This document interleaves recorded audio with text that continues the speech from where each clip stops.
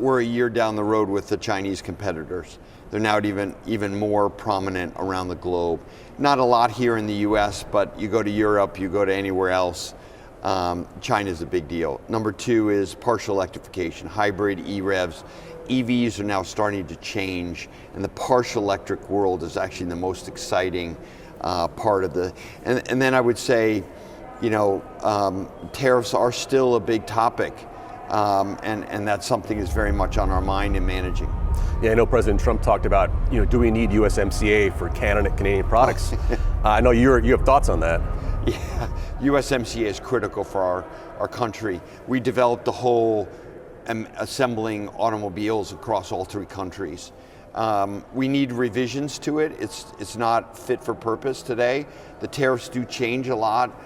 About the aspects of USMCA, but for a company like Ford, who makes the most number of vehicles by far in the US, like 80% of what we sell are made here, our competitors aren't even close to that, the mainstream competitors. This is a critical negotiation.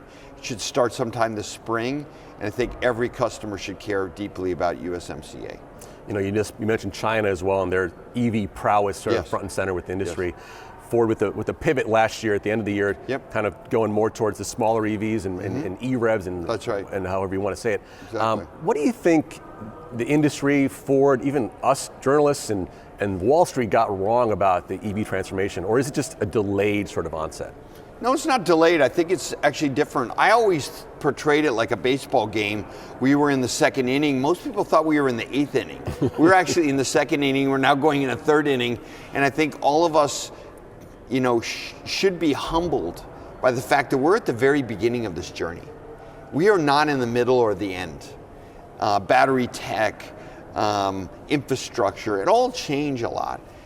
It took us 100 years to build out the petrol infrastructure. The electric infrastructure is going to take a lot of time. It may not take 100, but it's going to take time. I think what we got wrong, I think what we all got wrong is, look, policy has a huge impact.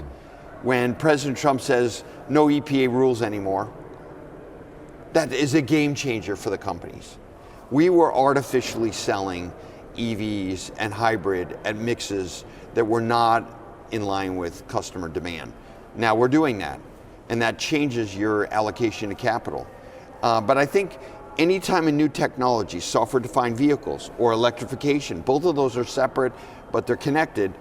When they rip through a new industry like auto, you got to understand that in the first couple innings, it's going to keep changing differently than we think. And I like to say those pesky customers, I love that term because the customers are awesome and they act rationally.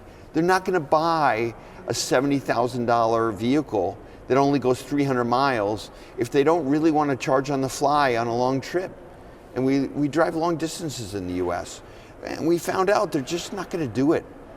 Some people will do it at a Tesla Supercharger now, or a Lightning customer or Mach-E, but most customers are like, nah, I'll buy a hybrid, and we think they'll buy an EREV. That is a really cool tweener technology. Yeah, that Lightning EREV coming up in a couple years. But, I think people will be shocked. It's an all-electric vehicle. Yep. It is not a hybrid like the F-150 hybrid. It doesn't have a gas powertrain to drive the wheels. The gas powertrain is an industrial engine to charge the batteries. It's a completely different vehicle, but for towing, work use, long distance, it's an electric vehicle that can power itself with gas charging. I know you did that EV road trip in America, and kind of curious how that would be with the EREV, right? Maybe a different story altogether. Yeah, I wouldn't right? stop. I wouldn't be stopping at Supercharger networks or Charge America. I'd be stopping at gas stations. Speaking of gas stations, we're in Detroit, Motor City.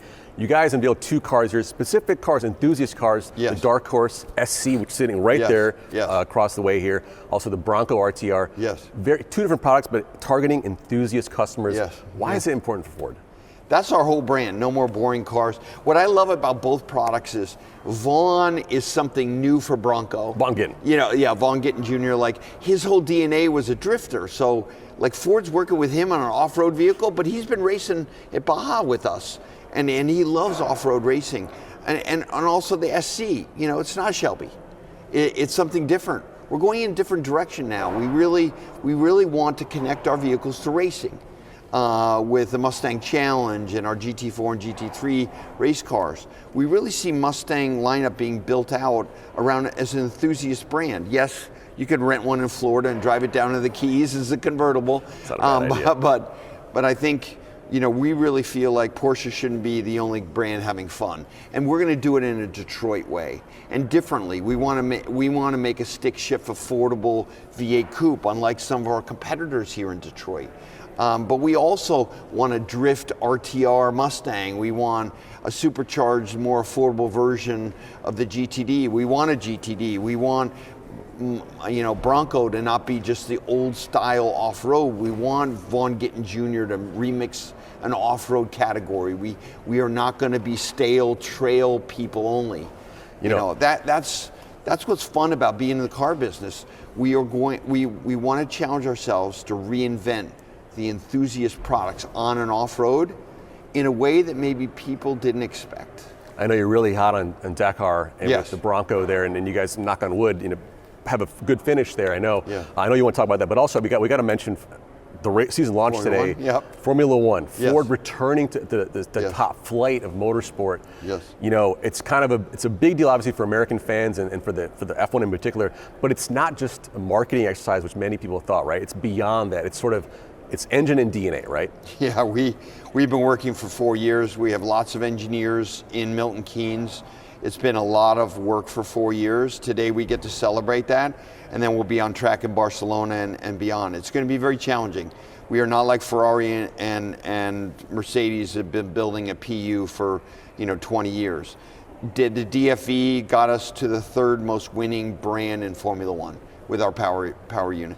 But the tech transfer is no longer 4 valve per cylinder and overhead cams. It's now, predictive failure components and software that we can put in a transit van, or, more aero that we can put in the new UEV affordable electric vehicle, or high discharge batteries that we may use in a performance hybrid system, that we can transfer from Formula One.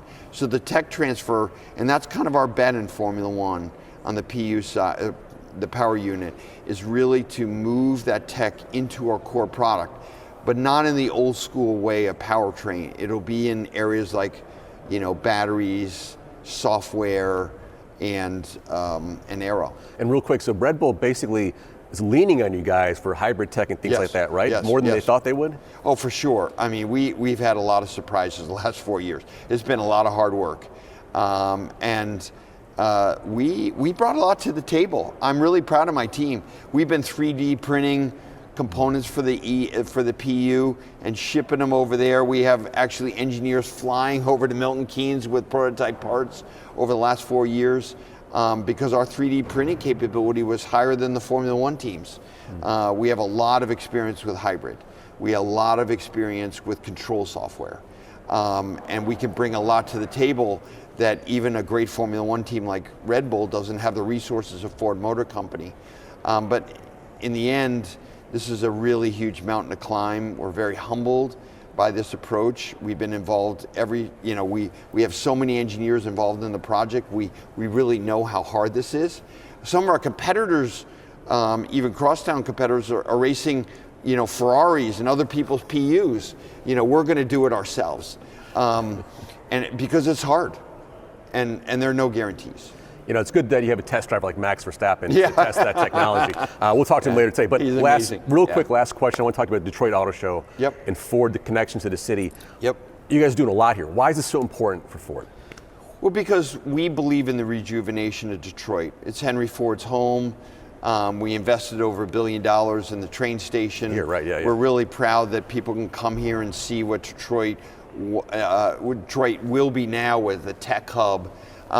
And we never walked away from the Detroit Motor Show. A lot of our competitors did. When they went bankrupt, they didn't spend money.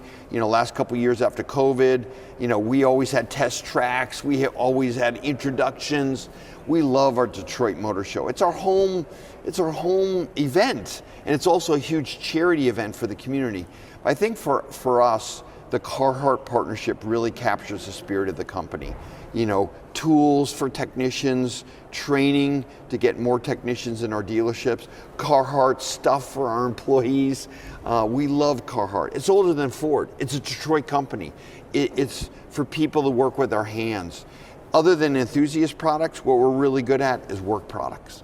You know, like Pro, like Transits and Super Duties, and we really love Carhartt as a brand. I can't wait for people to see the Carhartt Super Duty. You know, if they thought the Harley truck was cool a few years ago, they are going to love the Carhartt Super Duty. Yeah, I saw the reaction with Ford employees at the event cheering, and I'm really happy about that. So Jim, thank you so much for having us. I'm looking forward to the event tonight. You're going to have a good time, and have fun with Max. Try to get him to smile. He's a stone cold killer, but underneath there is a human. I'm going to try. Thank you. Have fun.